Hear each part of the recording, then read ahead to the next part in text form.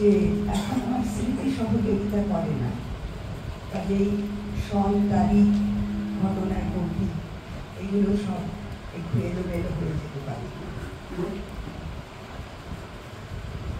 আমার জীবনে যে অল্প কটি ঘটনা, অভিজ্ঞতা জন্য আমি কৃতজ্ঞ, পরবর্তীকালে গর্বিত, তার মধ্যে অন্যতম নিশ্চয়ই সঞ্জিতাদির বন্ধু।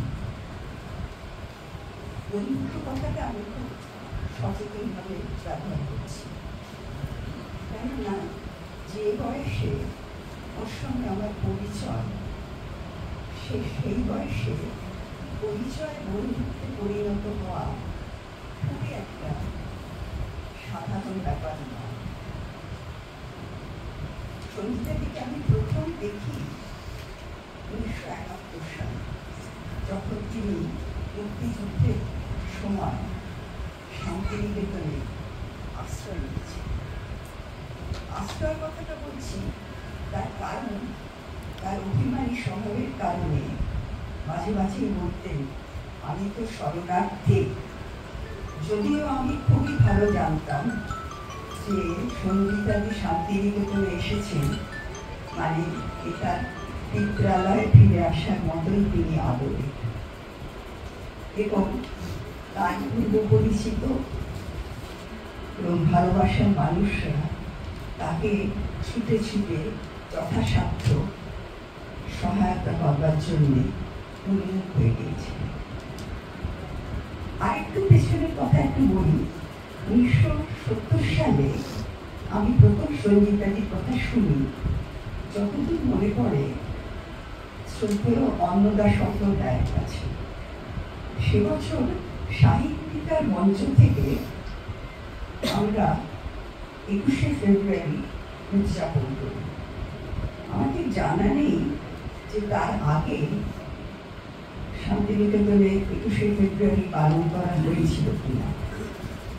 ওই বছরটা আমি সাহিত্যিকার শিক্ষক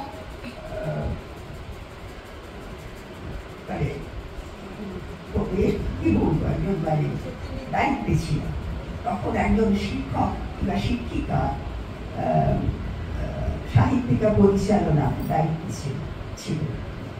আমার 21শে ফেব্রুয়ারি সম্বন্ধে আলোচনা আগ্রহের একটা কারণ ছিল যে আমার স্বামী নালন্দা সূত্র এবং কম্পাস পত্রিকার সঙ্গে খুব ঘনিষ্ঠভাবে যুক্ত ছিলেন, এবং হয়তো সকলেই জানেন যে বাংলাদেশের বা পূর্ববঙ্গে যে রাজনৈতিক আলোড়ন চলছিল এবং সাংস্কৃতিক প্রতিবাদ চলছিল সে সম্বন্ধে কম্পাস পত্রিকা খুব সক্রিয় ভূমিকা নিয়েছিল।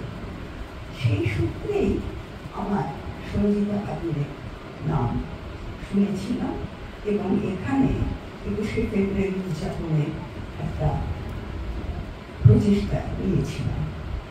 এবং খুব সৌভাগ্য যে অন্নদা শঙ্কর রায়, প্রভুচন্দ্র সেন, গৌরী আয়ু, আবু সৈয়দ আয়ু এবং আরও অনেকে এই সঙ্গে যুক্ত হয়েছিল। সেই সময় আমাকে সম্ভবত অন্নদা শঙ্কর রায় বলেন যে তুমি বেগম সুফিয়া কামাল আর সঞ্জিতা খাতুনের সঙ্গে যোগাযোগ করো। সঞ্জিতাদির সঙ্গে যোগাযোগ করতে পারিনি এবং অনেক ঘুর পথে বেগম সুফিয়া কামালকে আমি একটা চিঠি লিখতে পেরেছিলাম, এবং উনিও একটু ঘুর পথে আমাকে সেই চিঠির উত্তর দেন এবং সঙ্গে একটি পাঠান। তারপরে 71 সালে যখন সঞ্জিতাদি চলে এলেন, কিছুদিন এদিক ওদিক থাকার পর পূর্বপল্লীর একটি বাড়ির আউট হাউসে সংসার পান। সেই সময় আমি প্রথম ওকে দেখি। নানা দিক থেকে অনেক অসুবিধার মধ্যে তখন দিন পাচ্ছিল। 3টি ছোট ছোট ছেলে মেয়ে, তাদের লেখাপড়ার ব্যবস্থা করা, এমনকি খাওয়া দাওয়ার ব্যবস্থা করা, সেটাও তখন তার কাছে একটা সমস্যা। কিন্তু আমরা যখন যেতাম, আমার স্বামী বেশি যেতেন, আমি মাঝে সাথে গেছি। উনি একবারে নৈতাত্ত্বিকভাবে বাংলাদেশের, তখনও বাংলাদেশ হয়নি, পূর্ব পাকিস্তানের রাজনৈতিক ডামাডোলের কথা আলোচনা। তারপরে 1971-এর শেষে বাংলাদেশ হলো, উনি চলে গেলেন। তারপর থেকে মাঝে মাঝে উনি আমাদের পরিচিত জনের মাধ্যমে ভোট পাঠাতেন, একটা চিঠিপত্র লিখতেন। তারপরে 77 সালে যখন উনি রবীন্দ্রসঙ্গীতের ভাব সম্পদ বিষয়ে গবেষণা করার জন্য শান্তিনিকেতনে এলেন এবং স্কলার্স ওয়ার্কে থাকতে লাগলেন, সেই সময় কি করে জানি না আমাদের সঙ্গে, বিশেষত আমার সঙ্গে ভীষণ বন্ধুত্ব হল। আমরা গানের লোক নই, আমাদের জেনারেশন যারা 40-50-এর দশকে কলকাতায় বড় হয়েছি, রবীন্দ্রনাথকে নিয়েই বড় হয়েছি। রবীন্দ্রসঙ্গীতই আমাদের অনুভবের মানচিত্র তৈরি করে দিয়েছে, সেটা ঠিকই। কিন্তু কোনো কারণে ওর বিশ্বাস ভরসা অর্জন করেছিলাম। তার মধ্যে আমি নিজেদের কোনো কৃতিত্ব দেখি না, সবটাই ওর মনে হয়েছে। 25শে মার্চ থেকে আজ পর্যন্ত হাজার হাজার স্মৃতি, টুকরো টুকরো কথা মনে ভেসে বেড়াচ্ছে। তারই দু একটি আজকে যারা এসেছেন তাদের সঙ্গে ভাগ করে নিতে পারি। মাঝে মাঝেই রাত 9টার সময় আমরা তখন থাকতাম সহপাঠীতে, অনেকে জানলেন কুচকেদির বাড়ি, ইন্দিরানী ভট্টাচার্য, তিনি এখানে কুচকেদি বলেই থাকেছিলেন। তার বাড়ির সামনে একটা বিরাট মাঠ ছিল, সেই মাঠে এখন ওটা 4টে প্রাসাদ উঠে গেছে। সন্ধ্যাটাকে স্কলার্স ব্লক থেকে রাত 9টা নাগাদ জোরে গলা ছেড়ে গান গাইতে গাইতে আসছেন শুনতে। এসে আমার আপিলটা ছিল তাকে দুধের সঙ্গে মিশিয়ে 1 কাপ কফি খাওয়া। তারপর তিনি সারাদিন যে গানটির মধ্যে নিমজ্জিত হয়েছিলেন বা যে গানটির সম্বন্ধে লিখেছেন বা ভেবেছেন, সেটি তিনি আমাদের বই শোনান। আমরা কতটা বুঝতাম জানি না, কিন্তু আমাদের মতামত, পর্যালোচনা, আলোচনা সবই উনি খুব সাদরে গ্রহণ করতেন। এবং অনেক পরে উনি কোথাও লিখেছেন যে তাতে নাকি ও খুব স্বস্তি। এক একদিন বিকেলবেলা একটা চিরকুট আসত, ওর বাড়ি যে ভদ্রের কাজ করত সেই মেয়েটির হাতে চিরকুটে লেখা থাকত ভাত খাবো। অর্থাৎ রাত্রে সেই আমাদের কাছে ভাত খেত। কোনোদিন ওর জন্যে কোনো কিছু আলাদা রান্না করেছি মনে করো। এই কথাটা বলছি যে এটা খালি বাড়ির লোকের পক্ষে সম্ভব, এবং সেটা যে কতটা গ্রহণ করেছিলেন আমাদের তারও একটা নিদর্শন। হয়ে গেল পিএইচডি থিসিস জমা দেওয়া, চলে গেলেন। যাওয়ার আগে অনেক ব্যক্তিগত চিঠিপত্র আমার কাছে ধরে ধরে রেখে দিয়ে বললেন, এটা এগুলোর অন্ত্যেষ্টি করা দায়িত্ব দিয়ে ব্যক্তিগত চিঠি। সেই বিশ্বাস, সেটা যে কতটা মূল্যবান আজকাল যত দিন যাচ্ছে, সেটা আরো বেশি করে অবিশ্বাসের যে আবহাওয়া চাপিয়ে বেশি করে কয়েক মাস পরেই ও নিজেকে ভাইবা ডাক করল, চিঠি লিখে আমি যাচ্ছি, ওখানে থাকবো, ওখান থেকেই গল্প করবো। আমি খুব বিপদে পড়ে গেলাম, কারণ আমাদের বাড়িটা খুব ছোট ছিল। আমি দেখলাম সঙ্গীতা দি, আমাদের বাড়ির খাওয়া আপনি জানেন, এখানে থেকে কি সুবিধা হবে খুব। উনি এক লাইনের উত্তর দিলেন, না ওইখানেই থাকবো, শান্তিতে মৌখিক পরীক্ষাটা দিতে চাই।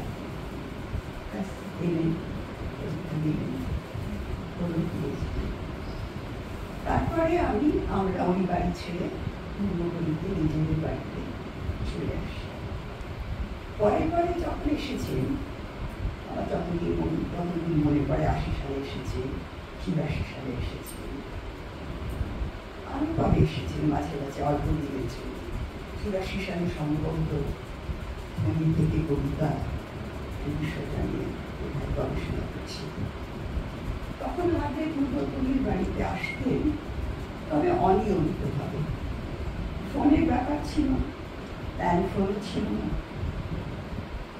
এসে এক একদিন বিকেলবেলায় শুনতাম উনি ঘুরে গেছেন। সেই সময় যে বিষয়ে উনি কাজ করছিলেন, সেই বিষয়টা আমার পক্ষে অন্তত একটু বেশি টেকনিক্যাল ছিল। তাও বলতেন, শোনাতেন যে ছন্দ, তাল, সুর কেমন আলাদা আলাদা করে গাইলে কেমন শোনায়। আর সবসময় উঠে যাওয়ার আগে জানতেন যে মুখে আমার তুমি তো সেই যাবেই চলে গানটা খুব প্রিয়। সেই গানটা ওঠার সময় বলতেন, এবার তাহলে তুমি তো সেই যাবেই চলে গাই, অর্থাৎ এবারে উনি উঠবেন। এরপরে যতদিন মনে পড়ে উনি 2001 সালে আবার এলেন রবীন্দ্র গানের স্বরলিপি দিয়ে কাজ করতেন। স্কলার্স ব্লকে ছিল, যা স্কলার ব্লকে পঞ্চবটিতে ছিল। ও সেই সময় থাকাটা ঠিক আরামের, অনেক দিক থেকে আরামের হয়। আমার সঙ্গে যোগাযোগটাও তখন একটু বিচ্ছিন্ন হয়ে গিয়েছিল। খুব অভিমানিত আমি জানি যে এক আগ্রহে আমি আগে ওর কাজ শুনতাম, ওর কাছে যেতাম, সেটা সেই সময় আমার নিজের বা ব্যক্তিগত কারণে সম্ভব ছিল। অভিমান ছিল, পরে সেটা বলেও ছিলেন।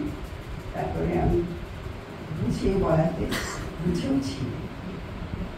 এবং শেষ 4 বছর 21 সাল থেকে 24 পর্যন্ত, 24ই বলছি কেননা 24-এর 4 এপ্রিল ওর সঙ্গে আমার হোয়াটসঅ্যাপে শেষ কথা হয়েছে।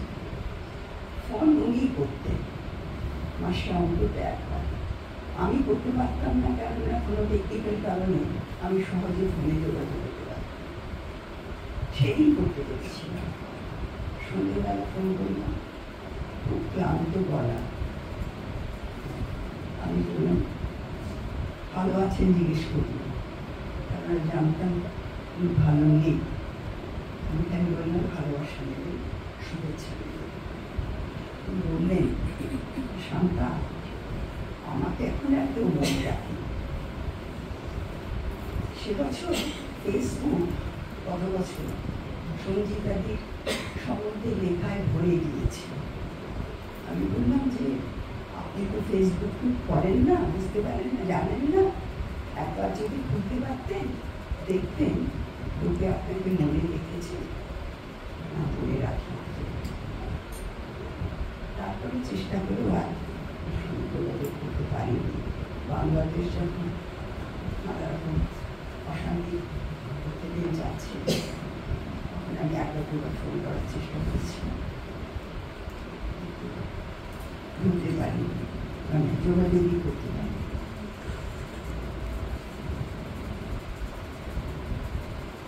একটা মজার চিঠির অংশ দিয়ে আজকে কিছু বলা শেষ করি। এই চিঠিটা আজকে আমি গুজরাটে পেয়েছি 1977 সালে। ওই যে বলছিলাম যে ছোট ছোট টুকরো কাগজ আসে, সেই টুকরো কাগজের একটি দুটি হাতের কাছে ছিল। সেইটা খুবই ব্যক্তিগত, কিন্তু সঙ্গীতাদিতে যে কৌতুক প্রবণতা ছিল, যে কৌতুক প্রবণতার কথা তিনি শান্তিনিকেতনের স্মৃতিচারণে অনেক লিখেছেন, সেই কৌতুক প্রবণতা একজন বন্ধুর সঙ্গে করা যায়। সেই জন্যই আমি এটা করছি।